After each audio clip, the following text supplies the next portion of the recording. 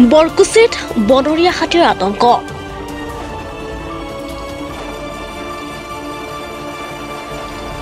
কেৱল বৰকুচিতে নহয়, বনৰীয়া হাতীয়ে সন্ত্ৰাসৰ সৃষ্টি কৰিছে সমগ্ৰ দক্ষিণ কামৰূপত। বিশেষকৈ পলাশবাৰী সমষ্টিৰ মালিয়াটা পাহাৰ আৰু দুধকৰি পাহাৰৰ চৌকাষৰ গাঁওসমূহত বনৰীয়া হাতীৰ জাকে বিস্তৰ ক্ষতিসাধন কৰাৰ পিছত অতি সম্প্ৰতি মানুহৰ জীৱনলৈও ভাবুকি কঢ়িয়াই আনিছে। শেহতীয়াভাৱে জনবহুল বৰকুচি গাঁৱৰ এটা বাঁহৰ বাৰীত আশ্ৰয় লৈ আছিল 4টাকৈ হাতীয়ে। ফুটগধূলি আৰু কাহিলি পুৱাতে গাঁৱে গাঁৱে বিচৰণ কৰিছে বনৰীয়া হাতী।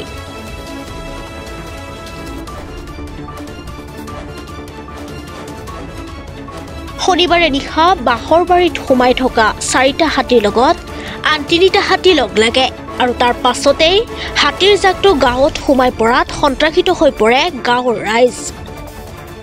আমাৰ মোটামুটি বছৰ দিনৰ পৰা আমাক হাতী সন্ত্ৰাস কৰি আছে।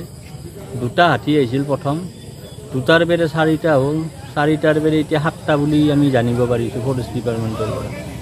গতিকে আজি হাতী খেদাৰ কাৰণে বহু ফৰেষ্টাৰ বহুত আহিছে আৰু কোনোবা আনিছেও গোৱালপাৰা বকৰ পৰাও আহিছে বোলে। তেখেতসকলে আজি হাতীকেইটা ওলাই নিম বুলি প্ৰতিশ্ৰুতি দিছে, কিন্তু পাৰে নৰেতো মই এতিয়া জ্ঞাত নহয় আৰু কাইলৈহে গম পাম আৰু কথাটো। দক্ষিণ কামৰূপত বিভিন্ন ঠাইত হাতীৰ উপদ্ৰৱ চলি আছে। এই ক্ষেত্ৰত ফৰেষ্ট ডিপাৰ্টমেণ্টে এতিয়া সিহঁতে হাতী খেদাত ব্যৰ্থ। বৰ্তমান হাতী খেদিব পৰা নাই। আমি বহুতবাৰ ফৰেষ্ট অফিচত যায়ো বহুত কিবা কিবি কৈ আছোঁ। তেখেতসকলে আৰু মানুহো কম, 6টা না 7টা মানুহবিলাক কাম কৰে ফৰেষ্ট ডিপাৰ্টমেণ্টত। গতিকে এই ক্ষেত্ৰত হাতী খেদাৰ ক্ষেত্ৰত 6-7টা মানুহ হাতী খেদিব নোৱাৰে বহুতো, কাৰণ অলপ বেছিকৈ লাগিব মানুহ বা ওপৰ মহলত খবৰ দিও 2-1 চাৰক কৈ পেলাইও ধৰ মানুহ চানুহ আনি হাতীকেইটা আমাৰ বৰকুচি গাঁৱে হওক বা ৰঙামাটিয়ে হওক, জোৰবেৰে কি য'তেই হাতী সন্ত্ৰাস কৰি আছে, গদেবুৰী হওক, বজাৰ, বঙৰা, বৰকুচি, পাল্লি, এই হাতীকেইটা ওলাই লৈ গ'লে আমি অলপ শান্তি হওঁ। আপোনাৰ পৰিচয়টো দিছে? মই হ'লোঁ বৰকুচি গাঁৱৰ গাঁও প্ৰধান বিমল দাস।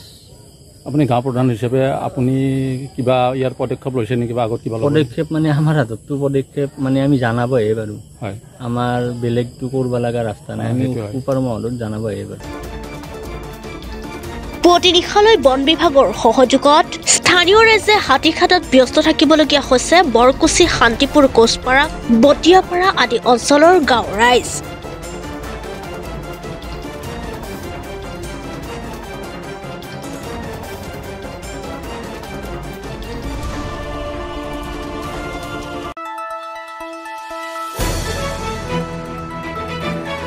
দ্য নিউজলেণ্ডছ, অবিৰত তথ্যানুসন্ধান, আপোনাৰ সেৱাত খবৰ সন্ধান। দ্য নিউজলেণ্ড।